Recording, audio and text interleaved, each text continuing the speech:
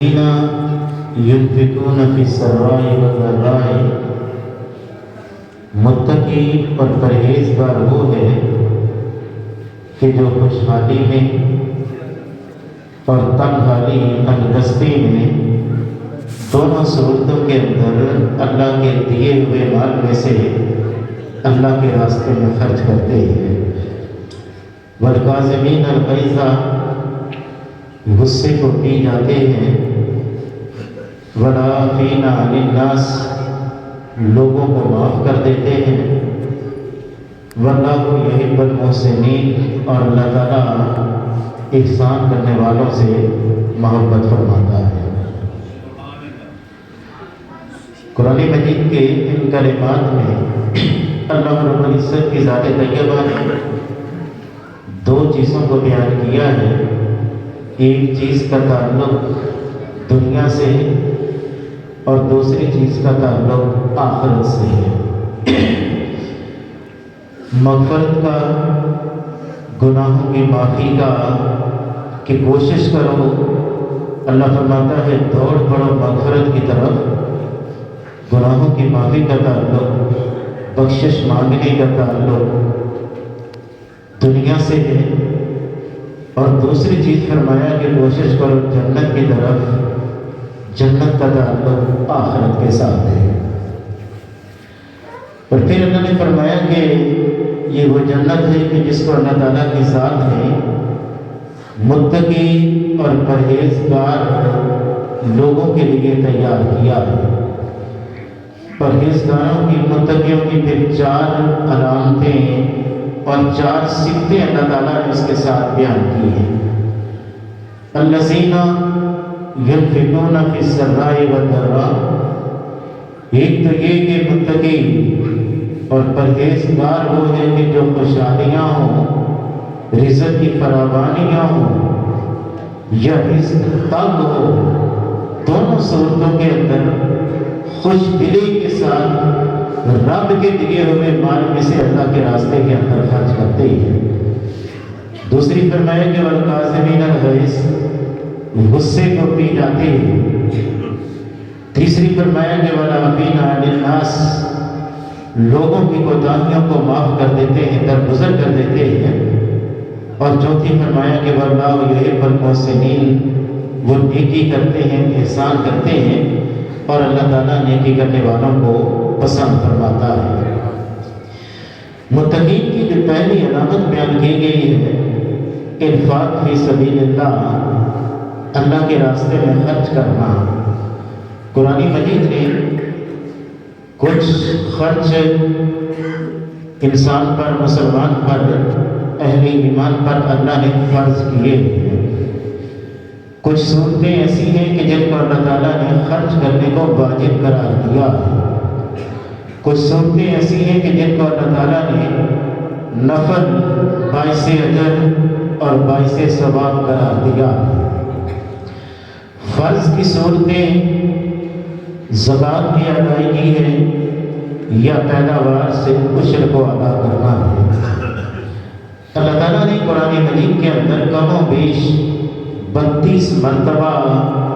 زکوٰۃ ادا کرنے کا حکم دیا ہے۔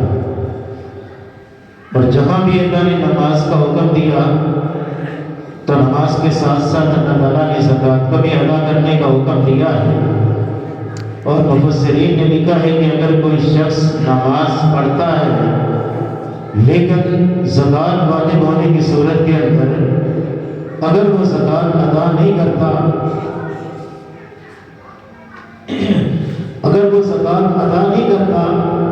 تو اللہ کے محبوب صلی اللہ علیہ وسلم فرماتے ہیں کہ اس کی نمازیں بھی اس وقت تک اللہ کی بارگاہ میں شرف قبولیت حاصل نہیں کرتی جب تک واجب ہونے کی صورت کے اندر زکوٰۃ کو ادا نہیں کیا جاتا۔ قرآن مجید نے کئی سارے مقامات پر حکماً ارشاد فرمایا، کئی مقامات پر اللہ تعالیٰ نے ترغیب دی ہے زکوٰۃ کی ادائیگی کی۔ ایک مقام پر رب ذوالجلال کی ذات نے کہا ہے کہ وَأَقِیمُوا الصَّلَاةَ وَآتُوا الزَّکَاةَ، نماز پڑھا کرو زکات دیا کرو، وما تقدموا لانفسکم من خیر، اور جو کچھ بھی تم آخرت کی زندگی کے لیے بھیجو گے تجدوہ عند اللہ، تم اسے اللہ کے پاس محفوظ پاؤ گے، اور ایسا محفوظ کہ ہوا خیر و اعظم اجرا، وہ بہتر بھی ہوگا تمہاری اس دنیا کی زندگی سے اور اجر کے اعتبار سے بہت بڑا ہوگا۔ پھر اللہ فرماتا ہے کہ اللہ کی بارگاہ کے اندر اپنے گناہوں کی معافی مانگتے رہا کرو، بے شک اللہ بخشنے والا بھی ہے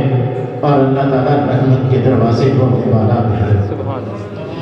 اسی طرح اللہ پاک نے ایک مقام پر ترغیب دیتے ہوئے یہ کہا کہ مثل الذین ينفقون اموالهم فی سبیل اللہ، مثال ان لوگوں کی کہ جو اللہ کے راستے میں خرچ کرتے ہیں، کمثل حبۃ، اس دانے کی طرح ہے کہ جس دانے کو ایک ذمہ دار کاشتکار زمین کے اندر کاشت کرتا ہے، کمثل حبۃ انبتت سبع سنابل، پھر وہ دانہ ایک پودے کی شکل کو اختیار کرتا ہے اور پھر اس پودے کو سدھے لگتے ہیں، خوشے لگتے ہیں، اور ہر خوشے کے اندر 100 دانہ اللہ پیدا کر دیتا ہے۔ اللہ فرماتا ہے کہ جس طرح ایک کاشتکار زمین کے اندر ایک دانہ کاشت کرتا ہے اور اس سے پیداوار 700 گنا تک واللہ یضاعف لمن یشاء، کہ جب اللہ کے راستے کے اندر خرچ کرتے ہو تو رب ذوالجلال ارشاد فرماتا ہے کہ 700 گنا بلکہ اللہ اگر چاہے تو اللہ یضاعف لمن یشاء، اس سے بھی کئی گنا زیادہ تمہیں دنیا کے اندر بھی عطا کر دیتا ہے، اور اسی طرح کا ذخیرہ اللہ تعالیٰ آخرت کی زندگی کے اندر بھی محفوظ رکھ دیتا ہے۔ اور پھر اسی طرح قرآن مجید میں زکوٰۃ نہ دینے والوں کا، ان کے لیے بھی وعید کو بیان کرتے ہوئے کہا ہے کہ وَلَا يَحْسَبَنَّ الَّذِينَ يَبْخَلُونَ بِمَا آتَاهُمُ اللَّهُ مِنْ فَضْلِهِ هُوَ خَيْرٌ لَّهُمْ بَلْ هُوَ شَرٌّ لَّهُمْ۔ قرآن کہتا ہے کہ جو بخل کرتے ہیں اپنے رب کے عطا کیے ہوئے مال میں سے، رب کا حق ادا نہیں کرتے، زکوٰۃ ادا نہیں کرتے، اللہ فرماتا ہے کہ وہ کبھی بھی یہ گمان نہ کر بیٹھے کہ بڑا اچھا کام کر رہے ہیں، بل هو شر لهم، بلکہ اپنے لیے وہ شر خرید رہے ہیں۔ سیطبقون ما بخلوا به یوم القیامہ، اللہ فرماتا ہے کہ بخل کرنے والوں یہی تمہارا جمع کیا ہوا مال قیامت والے دن سانپوں کی صورت کے اندر توق بنا کر تمہارے گلے کے اندر ڈال دیا جائے گا۔ وَلِلَّهِ مِيرَاثُ السَّمَاوَاتِ وَالْأَرْضِ، یہ ساری کی ساری کائنات کی وراثت تو اللہ کی ہے، زمین بھی اللہ کی، آسمان بھی اللہ کی۔ وَاللَّهُ بِمَا تَعْمَلُونَ خَبِيرٌ، اور رب کے دیے ہوئے مال میں سے خرچ نہ کرنے والوں، اللہ تعالیٰ تمہاری دنیا کے ہر اس عمل سے واقف ہے۔ اسی طرح سورہ توبہ کے اندر کہا کہ وَالَّذِينَ يَكْنِزُونَ الذَّهَبَ وَالْفِضَّةَ وَلَا يُنْفِقُونَهَا فِي سَبِيلِ اللَّهِ، اللہ جسے مال عطا کرتا ہے اور پھر اس مال کو وہ اللہ کے راستے کے اندر خرچ نہیں کرتے، تو فرمایا کہ فَبَشِّرْهُمْ بِعَذَابٍ أَلِيمٍ، کہ محبوب ان کو دردناک عذاب کی خوشخبری سنا دو۔ یوم یحمى علیہ فی نار جہنم، کہ اسی مال کو قیامت والے دن جہنم کی آگ کے اندر تپایا جائے گا، فَتُقْفَى بِهِ جِبَاهُهُمْ وَجَنُوبُهُمْ وَظُهُورُهُمْ، اور پھر اس سے پیشانیوں کو داغا جائے گا، پہلوؤں کو داغا جائے گا، کمر کو داغا جائے گا، اور انہیں کہا جائے گا وَذُوقُوا، چکھو تم اپنے اس مال کا مزہ کہ جس مال کو تم دنیا کے اندر جمع کرتے رہے، لیکن اس مال کا تم حق ادا نہیں کیا کرتے تھے۔ قرآن مجید کے اندر بار بار اللہ کی ذات طیبہ نے جہاں اہل ایمان کو ترغیب اور ترہیب دلائی ہے، وہی اللہ کی ذات نے پہلی سابقہ قوموں کو بھی تذکرہ کرتے ہوئے حضرت عیسیٰ علیہ السلام کا ذکر کیا سورہ مریم کے اندر۔ تو عیسیٰ علیہ السلام کو جب لے کر حضرت مریم آئی، لوگوں نے حضرت مریم پر انگلیاں اٹھانے کی کوشش کی۔ حضرت عیسیٰ علیہ السلام کو اللہ پاک نے قوت گویائی عطا کی، تو عیسیٰ علیہ السلام حضرت مریم کے گود کے اندر جو اس وقت آپ نے کلمات کہی، تو وہ کلمات تھی یہ تھی کہ یہی کہا کہ وجعلنی مبارکن، اللہ نے مجھے برکتوں والا بنایا ہے، وَأَوْصَانِی بِالصَّلَاةِ وَالزَّکَاةِ، اور اللہ نے مجھے حکم دیا ہے کہ عیسیٰ نماز بھی پڑھا کہ جب تک ماتم تو حیا، جب تک میں زندہ رہوں میرے رب نے مجھے حکم ادا کر دیا ہے کہ عیسیٰ نماز بھی پڑھتے رہنا اور زکوٰۃ بھی ادا کرتے رہنا۔ اسی طرح اسی سورہ مبارکہ کے اندر اللہ رب العزت کی ذات طیبہ نے حضرت اسماعیل علیہ السلام کا تذکرہ کیا تو وہاں بھی قرآن نے کہا کہ وَاذْكُرْ فِي الْكِتَابِ اسماعیل إِنَّهُ كَانَ صَادِقَ الْوَعْدِ وَكَانَ رَسُولًا نَبِيًّا وَكَانَ يَأْمُرُ أَهْلَهُ بِالصَّلَاةِ وَالزَّكَاةِ کہ حضرت اسماعیل علیہ السلام کا قرآن کہتا ہے کہ تذکرہ کرو، اسماعیل کے واقعات کو پڑھو۔ إِنَّهُ كَانَ صَادِقَ الْوَعْدِ، وہ بڑے سچے وعدے والے تھے، اللہ کے رسول بھی تھے، نبی بھی تھے۔ وَقَانَ يَأْمُرُ أَهْلَهُ بِالصَّلَاةِ وَالزَّكَاةِ، وہ اپنے اہل خانہ کو نماز کا بھی حکم دیا کرتے تھے اور زکوٰۃ کا بھی حکم دیا کرتے تھے۔ سورہ حج کے اندر اللہ تعالیٰ نے حضرت ابراہیم علیہ السلام کا اور دیگر نبیوں کا ذکر کیا اور وہاں پر بھی اللہ نے یہ فرمایا کہ یہی کہ وہ انبیاء کرام جو تھا ان کو حکم دیا گیا تھا کہ نماز بھی پڑھا کرو اور زکوٰۃ بھی دیا کرو۔ تو رب ذوالجلال کی ذات طیبہ نے زکوٰۃ کو صرف اہل ایمان پر مسلمانوں پہ فرض نہیں کیا بلکہ مسلمانوں پر تو اللہ پاک نے 40واں فیصد 2.5% صرف زکوٰۃ فرض کی ہے۔ 100 روپے میں سے صرف 2.5 روپے زکوٰۃ ادا کرنی ہے۔ رب ذوالجلال نے مسلمانوں پر صرف اتنی فرض کی ہے، حضرت موسیٰ علیہ السلام کی قوم پر تو 1/4 حصہ اللہ تعالیٰ کی ذات نے زکوٰۃ فرض کی تھی اور ہمارے یہاں تو صرف 40واں حصہ فرض ہے۔ وہاں پر اگر 100 روپے تو اس کے اندر 25 روپے زکوٰۃ ادا کرنا پڑتی تھی۔ قرآن نے اس لیے بار بار حکم دیا ہے، 32 مرتبہ قرآن مجید نے یہ حکم دیا ہے کہ نماز کے ساتھ اللہ پاک فرماتا ہے کہ نماز بھی پڑھو اور زکوٰۃ بھی ادا کیا کرو۔